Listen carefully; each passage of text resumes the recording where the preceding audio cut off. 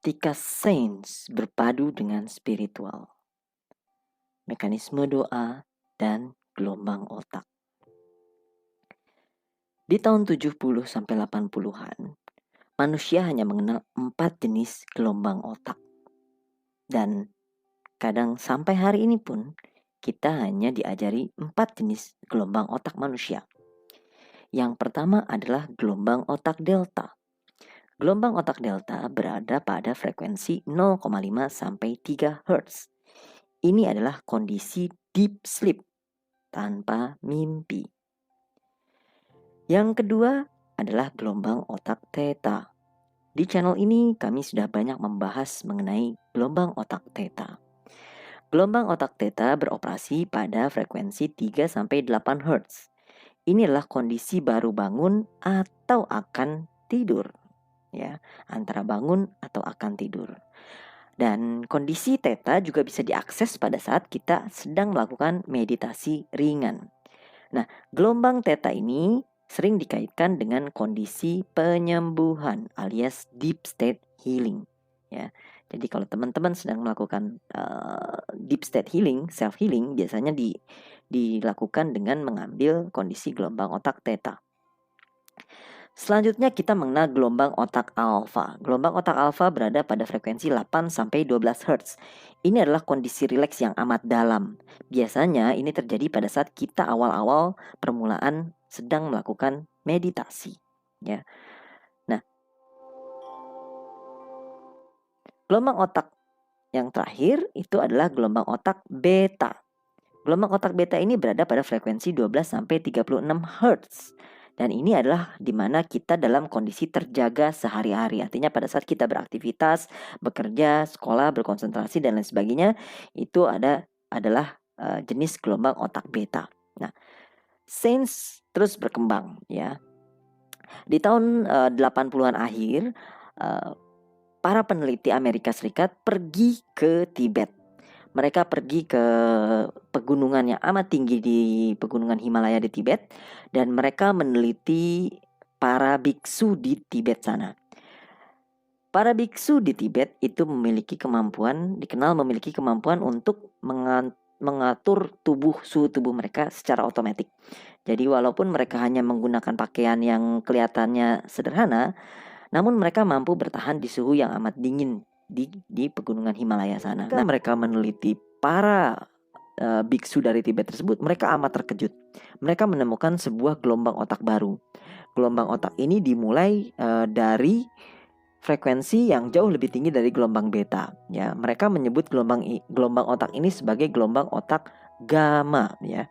Gelombang otak gamma ini berada pada frekuensi 36 sampai 44 Hz, ya, atau 30 sampai 44 Hz, ya.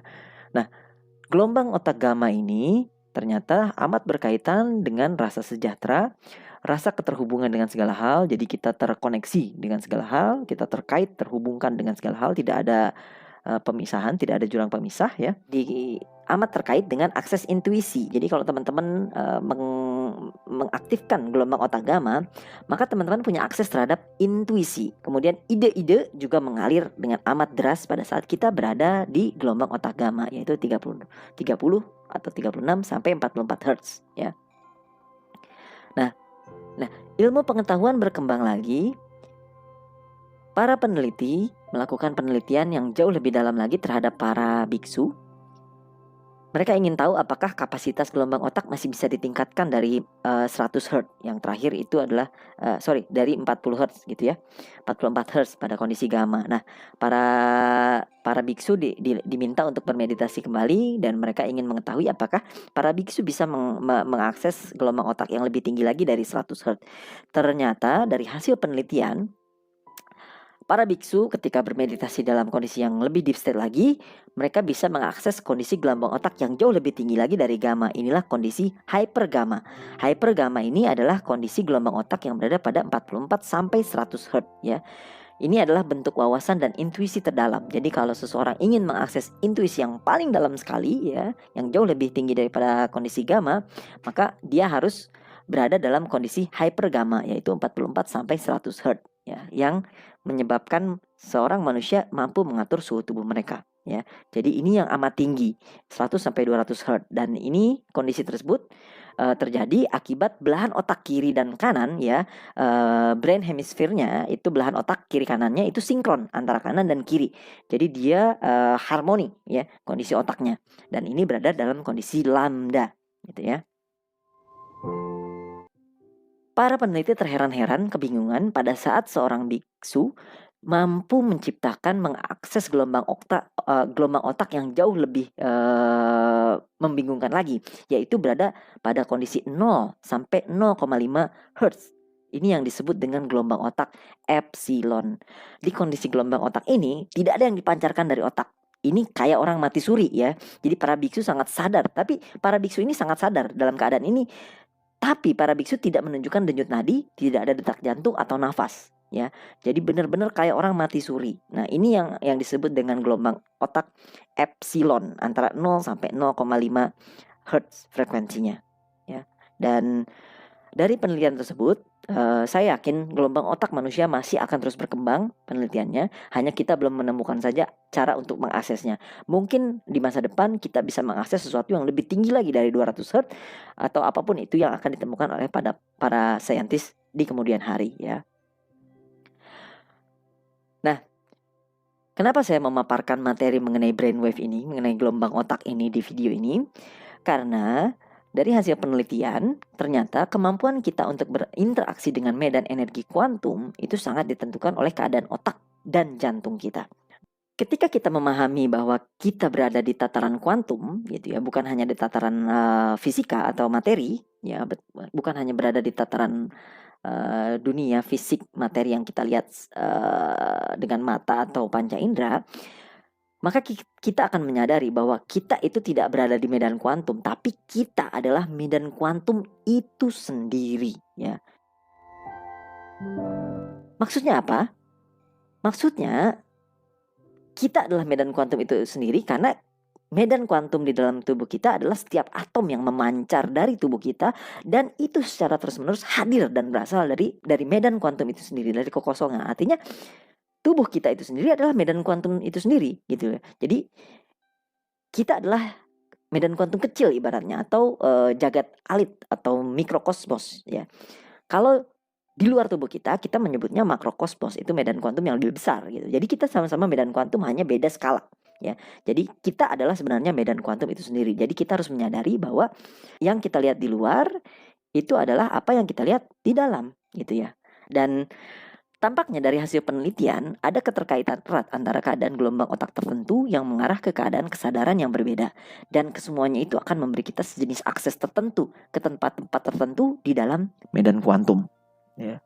Jika Anda mencapai keadaan gelombang otak tertentu, maka itu akan menyesuaikan ke suatu titik tertentu di medan kuantum. Ya, jadi di medan kuantum itu ada level-levelnya gitu ya, dan itu bisa diakses dengan gelombang otak tertentu. Ya.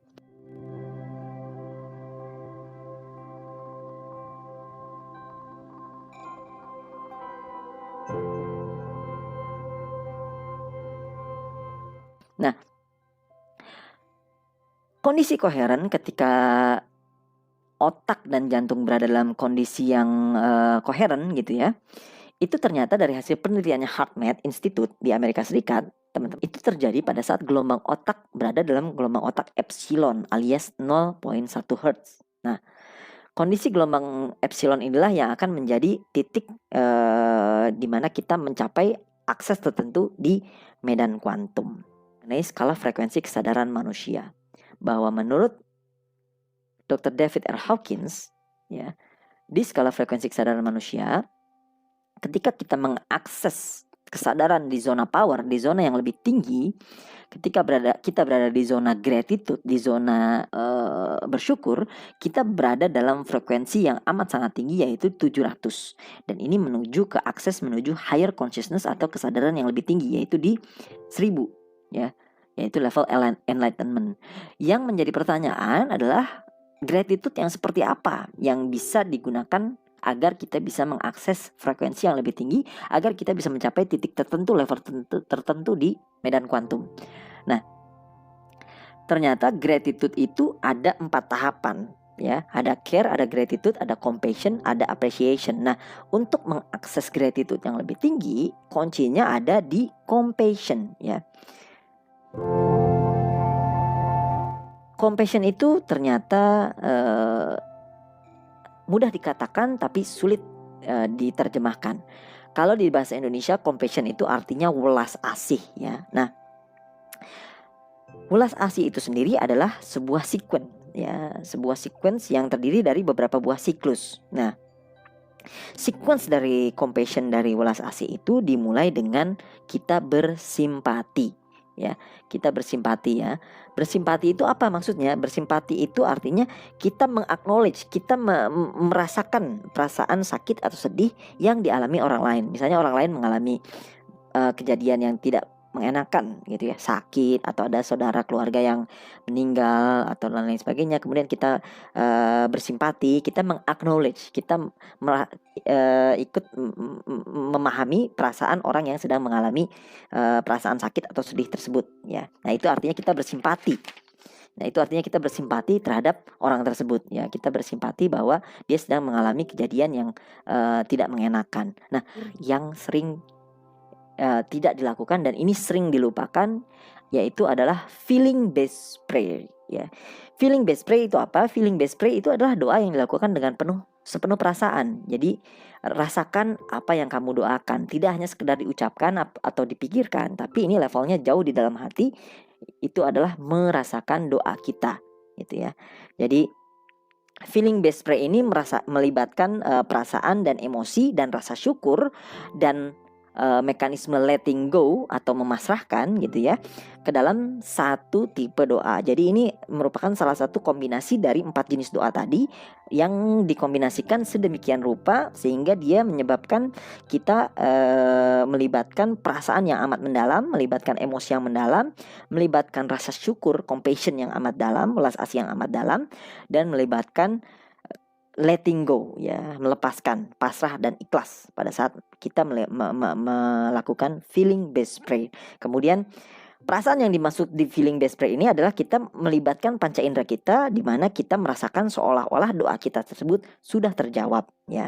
Nah, jadi begin with the outcome atau the end. Jadi mulailah segala sesuatu dengan outcome-nya, dengan endingnya. Endingnya kamu seperti apa? Bahasa yang dikenal oleh Medan Kuantum, oleh Tuhan, itu adalah di tataran rasa, bukan di tataran pikiran atau di tataran perkataan. Yes, pertama, berdoa itu harus jelas, ya. Nggak boleh doa itu tidak jelas. Kalau kamu mau A, langsung utarakan secara langsung, gitu ya, direct, ya. Silahkan gunakan nama Tuhan Anda pada saat Anda berdoa. Video ini saya tujukan tidak untuk satu agama tertentu. Video ini saya tujukan untuk semua jenis agama. Silahkan Anda gunakan nama Tuhan Anda, ajaran spiritual Anda apa. Saya hanya ingin mengkombinasikannya secara saintifik agar doa tersebut lebih masuk ke tataran rasa, ya. Jadi pertama, berdoa itu harus jelas, langsung, direct, dan silahkan gunakan nama Tuhan Anda masing-masing pada saat berdoa. Yang kedua, Anda harus berdoa tanpa ada motif tersembunyi. Maksudnya tanpa ada motif tersembunyi itu Anda tidak boleh melekat pada hasil akhir. Anda harus melepaskan, ya. Anda harus letting go, Anda harus pasrah, Anda harus ikhlas hasil akhirnya seperti apa, tapi Anda harus yakin bahwa doa Anda tersebut akan terjawab atau Tuhan menggantikannya dengan sesuatu yang lebih baik lagi, gitu ya. Kemudian tanpa motif tersembunyi juga itu adalah bisa jadi adalah mental block Anda. Jadi Anda memikirkan mengatakan sesuatu, tapi di level perasaan ada mental block yang berkata, nggak mungkin nih, gimana caranya? Nah, itu mental block, itu adalah hidden motif tersembunyi di pikiran bawah sadar Anda yang mementahkan atau mematahkan doa-doa Anda selama ini. Selain mental block, ada juga paradigma atau persepsi, gitu ya. Paradigma dan persepsi atau citra diri ini juga yang menjadi hidden motif tersembunyi di layer bawah sadar Anda, ya. Jadi Anda tidak merasa layak, Anda tidak merasa yakin, Anda tidak merasa pantas bahwa Anda berhak untuk mendapatkan atau mewujudkan doa Anda tersebut. Itu adalah hidden motif tersembunyi yang harus Anda gali, ya, sebelum Anda berdoa meminta di level 1 tadi, di tahap 1 tadi, ya. Nah, kemudian yang ketiga adalah Anda harus mengelilingi diri Anda dengan semua jawaban atas doa. Anda harus melibatkan panca indera Anda agar merasakan perasaan bahwa panca indera tersebut ketika Anda berdoa, Anda merasakan panca indera tersebut, panca indera Anda sudah seolah-olah terjawab. Jadi kalau Anda menginginkan sesuatu, misalnya Anda menginginkan motor gitu ya. Dalam hidup Anda sudah melakukan, Anda sudah tahu tipe motornya apa, jenisnya apa, warnanya apa, harganya apa, belinya di mana. Bahkan Anda mungkin sudah test drive, jadi Anda sudah ada memori rekaman gitu ya di level bawah sadar Anda pada saat Anda mengendarainya. Nah, rasakan seolah-olah bahwa motor tersebut itu sudah Anda miliki. Rasakan betapa nikmat, bahagianya, bersyukurnya Anda pada saat Anda membawa motor tersebut berkeliling kota dengan orang yang Anda cintai, atau Anda touring dan lain sebagainya. Itu membayangkan seolah-olah Anda sudah mendapatkan motor tersebut. Jangan tanyakan how-nya bagaimana, just believe, hanya yakin, percaya bahwa itu sudah terjadi di level kuantum. Karena di tataran kuantum itu sudah kun fayakun segala sesuatu. Semua doa Anda sudah terjawab, semua keinginan Anda sudah, semua kemungkinan sudah terjadi. Semua doa sudah terjawab di level kuantum. Artinya sudah kun fayakun, gitu ya. Memang di level kuantum itu sudah terjadi kun fayakun. Semua yang Anda inginkan, semua doa, semua kemungkinan itu sudah ada. Nah, itulah pentingnya Anda merasakan, mengakses medan kuantum dengan merasakan seolah-olah hal tersebut, apa yang Anda inginkan tersebut itu sudah terjadi di saat ini, di present moment gitu ya. Nah, step selanjutnya Anda mengelevate frekuensi Anda dengan bersyukur ya.